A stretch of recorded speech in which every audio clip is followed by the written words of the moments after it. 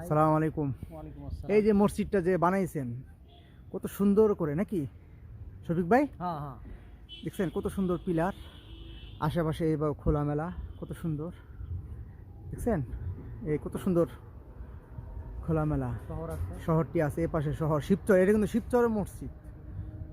এটা কি শিবচর মোড়, শিবচরে না? এটা শিবচর উপজেলা নাকি?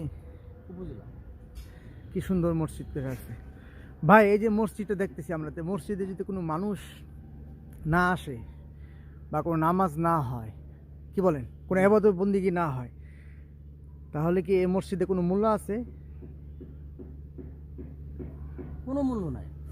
কারণ কারণ কি? কারণ হচ্ছে মানুষ যেখানে না আসে, জি যদি এটার ভিতরে ইবাদত না হয়, এটার ব্যবহার না হয়, জি এটার কোনো মূল্য নেই। সব ক্ষেত্রে, অন্যান্য ক্ষেত্রে যেখানে যাবেন, জি ওই সম্পদ, ওই ঘর বাড়ি, ওই জিনিস আসবাব যেটি, জি এটা যদি ব্যবহার করার লোক না থাকে, জি। এগুলোর মূল্য কমে যায়, আস্তে আস্তে জং পড়ে যায়, নষ্ট হয়ে যায়, টেম্পার নষ্ট হয়ে যায়। নষ্ট হয়ে যায়। জি জি জি।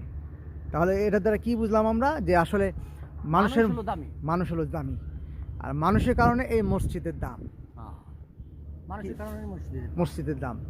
তাহলে ইট সিমেন্টের ঘর, এটা ইট সিমেন্টের একটা ঘর হয়ে যায় কি, আর মানুষ ব্যবহার করলে এটাই হয় মসজিদ, ঠিক কি না? আর মসজিদের জোড়া হইল, জি, মসজিদের জোড়া হইল অন্তর।